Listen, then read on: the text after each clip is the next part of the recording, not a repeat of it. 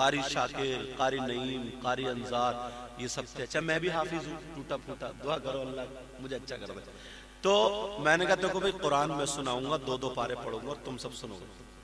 तो हम लोग 11:30 बजे के बाद जब मस्जिद खाली हुई ना, मस्जिद नबवी, तो अपनी तरावी एक घर में करते थे। जमात होने के बाद कोई भी करे, नहीं रोका, जमात से पहले रुकावट हो जाती है। और वो भाई नज्म तो नज्म है। तो मैं पारा याद कर रहा था, पारा पढ़ रहा था कल के लिए, उस दिन पढ़ा दी तकरीबन 12:30 नहीं 1:30 बज रहा था वो। तो मैंने देखा ना एक फकीर है, फकीर, कपड़े उसके ऐसे, मतलब कहना नहीं चाह रहे हो, मतलब एक बुरे से कपड़े, बहुत ज्यादा अच्छे नहीं थे, देखने में ऐसे लग रहे हैं गंदे वंदे, मतलब बहुत ज्यादा खूबसूरत नहीं थे। और वो जो सरकार पहिए चलाने वाली गाड़ी होती है ना, उस पे बैठा था और एक आदमी जो था वो उसकी गाड़ी को ढकेलता हुआ, जो मांगने वाले नहीं होते, वो गाड़ी को ढकेलता हुआ ला रहा था। और उसकी एक आंख ना फूट हुई थी, मतलब चूस ही रही थी, पानी कीचड़ मैल सा निकल गया था, मतलब वैसे। और वो जा रहा था, मैं सरकार के रोजे पे हाजिरी देके आ रहा था, तो वो इस तरीके से बैठे हुए जा रहा था ऐसे।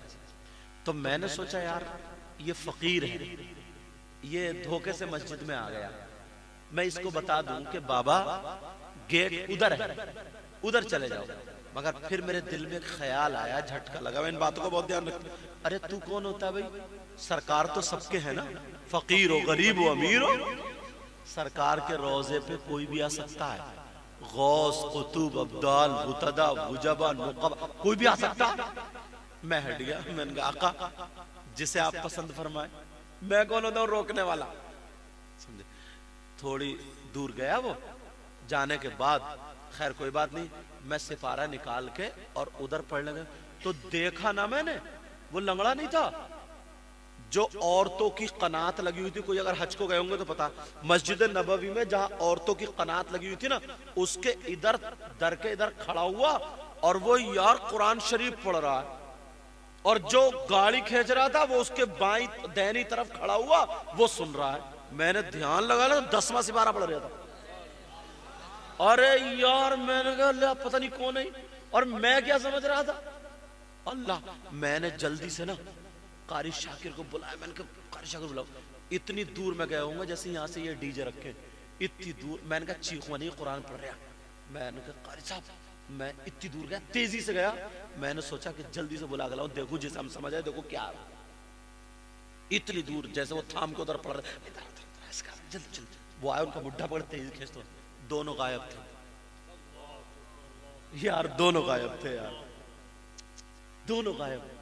पता नहीं, इसलिए भैया मैं तो बड़ा एहतियात रखता हूँ, तो अपने से बड़े की ना इज्जत क्या करो, अपने से बड़े की कद्र क्या करो, कभी किसी फकीर को, गरीब को हकीर मत जानो यार, पता नहीं इस भेष में कौन है।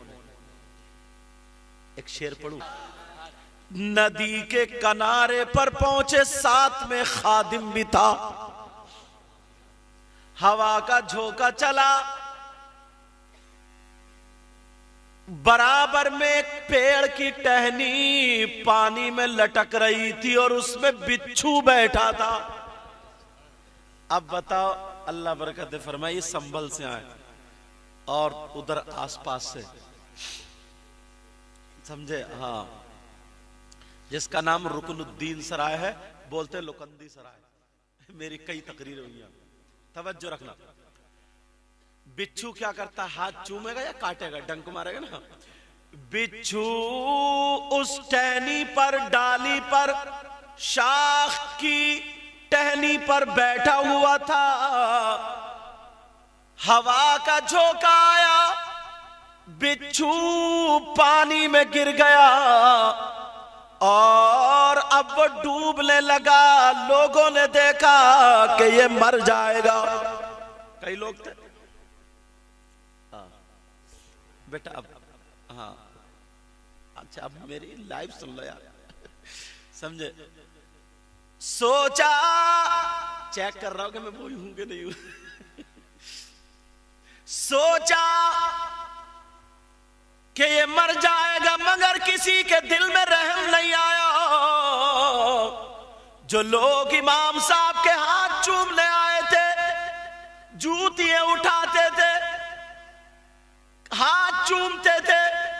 वही इमाम इतना बड़ा आलिम बिच्छू को बचाने के लिए पानी में घुस गया। तवज्जो रखना, और तुम और हम देखें न पिद्दी का शोरवा और समझता बड़ा ऊंचा। तवज्जो रखना, इमाम अहमद बिन हंबल पानी में घुस गए। बिच्छू मर रहा था, डूब रहा था, उसकी जान बचाने के लिए आपने पानी के अंदर से हाथ डाला, बिच्छू को हाथ में उठा लिया।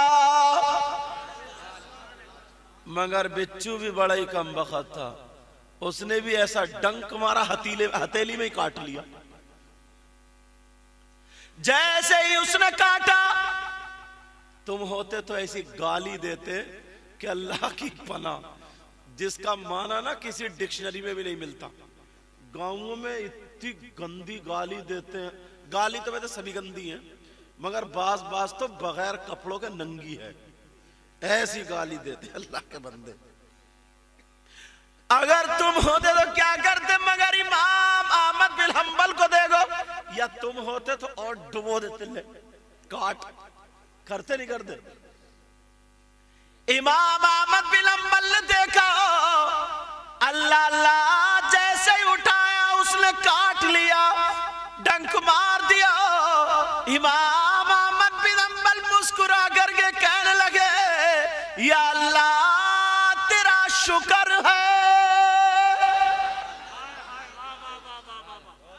उन्हें मालूम था ना, तकलीफ पे अगर अल्लाह का शुक्र अदा करो तो नेकियां मिलती है। ये लोग नेकियां ढूंढते थे, और तुम ये ढूंढ रहे हो यार पुराना मकान है, हो सकता दादी ने या परदादी ने कोई मलसा गाड़ दिया हो। क्या गाड़ दिया हो? मलसा। तुम क्या ढूंढते हो? वल्लाह वाले नेकियां तलाशते थे, ढूंढते थे। अल्लाह, और हमारे यहाँ क्या ना, अगर किसी को कोई तकलीफ हो जाए ना तो रोएगा, और जब दो चार लोग मिलने आ जाए ना तो आंसू निकाल कर बड़े बड़े ऊंचे अंदाज में कहेगा, यार पता नहीं अल्लाह ताला को मेरी कौन सी बात बुरी लग गई। जैसे बड़ा मुत्तकी परहेजगार है, कभी कोई बात गलत करी नहीं है इसने, बोला पता नहीं अल्लाह ताला को मेरी कौन सी बात बुरी लग गई। इससे ये पूछो तेरी अच्छी कौन सी थी, ये बता दे। कहता लोगों के सामने, पता नहीं यार अल्लाह ताला मुझसे क्यों नाराज हो गया। जैसे दिनों रात सजदे में पड़ा है, बोले तो इतनी कच्ची फेंक रहा कि मत पूछो, ऐसा झूठ।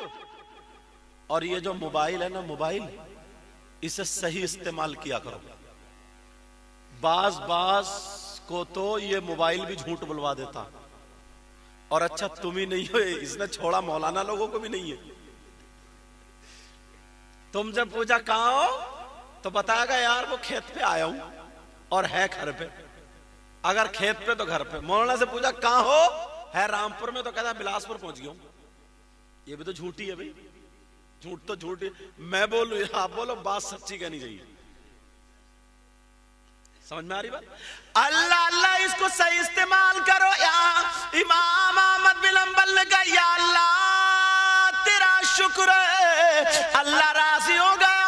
ओ फरिश्तों देखो, इस बंदे को तकलीफ हुई, जान बचाने के लिए कपड़ों समेत पानी में घुस गया, और बिच्छू ने क्या किया, डंक मार दिया। मगर फिर भी इसने मेरा शुक्रिया अदा किया, मैंने इसके सगीरा गुनाह माफ कर दिए।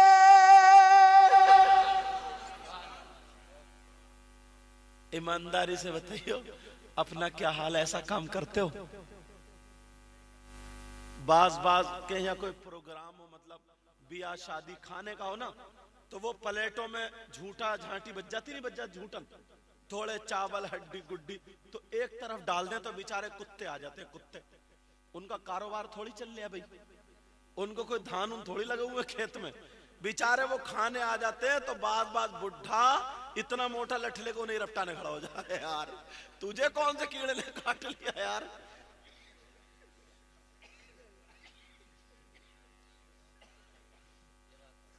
अच्छा कह रहे ये बात हकीकत है, बाकी सब बगैर हकीकत थी क्या?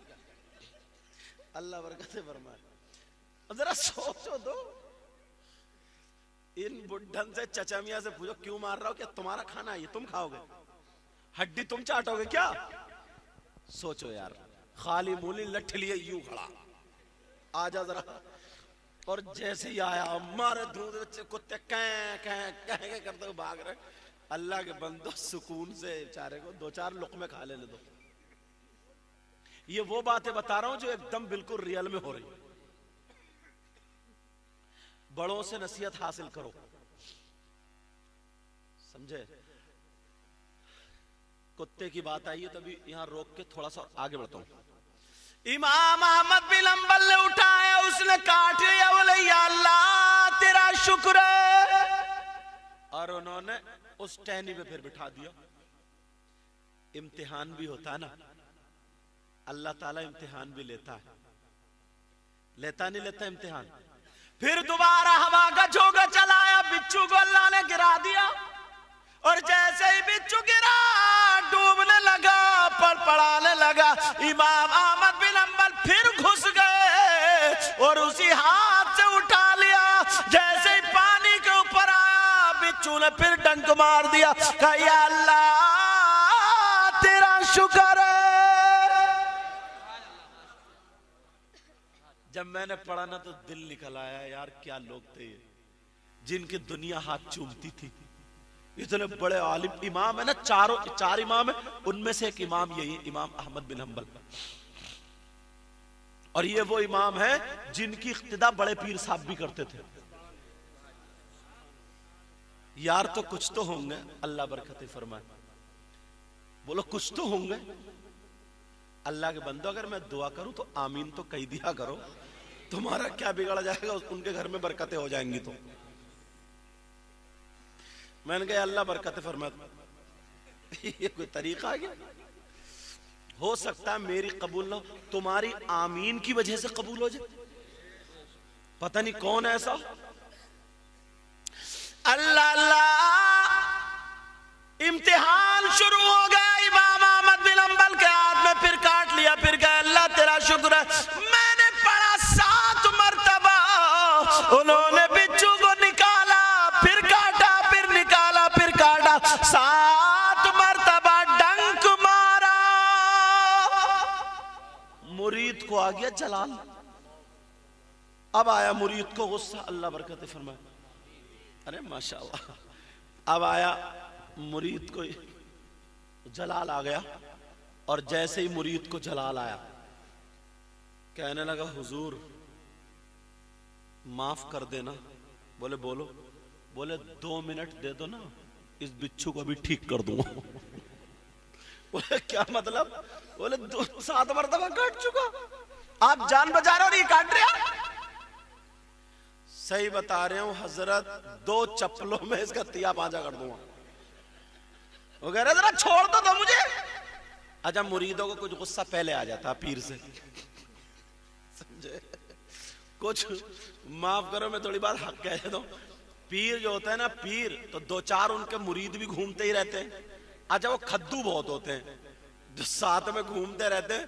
कुछ ऐसे ही घूमते जो खाली खाने के लिए घूमते हैं। सही है, तोड़ दो बेटा तोड़ दो, तुम क्यों गिर रहे हो यार जवानी में ही, अल्लाह बरकत फरमा। सोचो यार, तुम्हारी कुश्ती लड़ा दी गई तो क्या करोगे? पहले ही चित्त बड़े हाल ले आओ। 3 लोग जा रहे थे, 3 कितने जा रहे थे बोलो? और 3 ही चोर आ गए। इधर से ये जा रहे थे और 3 चोर आ गए। तो एक जो कमजोर था ना, कमजोर, तवज्जो रखना, जो कमजोर था ना, कमजोर, वो बोला हम भी 3 ये भी 3। अल्लाह बरकत, आ जाओ, आ जाओ। कहा हम भी 3 और तुम भी 3, बैठ जाओ, अल्लाह बरकत फरमाए। कहा हम भी 3 और तुम भी 3। जो कमजोर था ना, दिल बड़ा बहादुर था, वो कहने लगा ना, ये जो मोटा वाला है, मोटा वाला चोर, इसको मैं काफी हूं। दूसरा वाला एक और थोड़ा सा कमजोर था, बोला उससे जो कम मोटा उसको मैं काफी हूं। और ये जो सबसे मोटा था रो के बोला, वो जो अरे दुबला वाला वो मुझे काफी है। तो क्या होगा तुम्हारा यार, अभी से कुर्सी पे गिर रहे हो। तवज्जो रखना, चलो बात निकल ना जाए। अल्लाह बरकत फरमाए। अल्लाह अल्लाह इमाम अहमद बिन हंबल के 7 मरतबा काट लिया, और जैसे ही काटा, अल्लाह सबके यहां बरकत अता फरमाए, जैसे काटा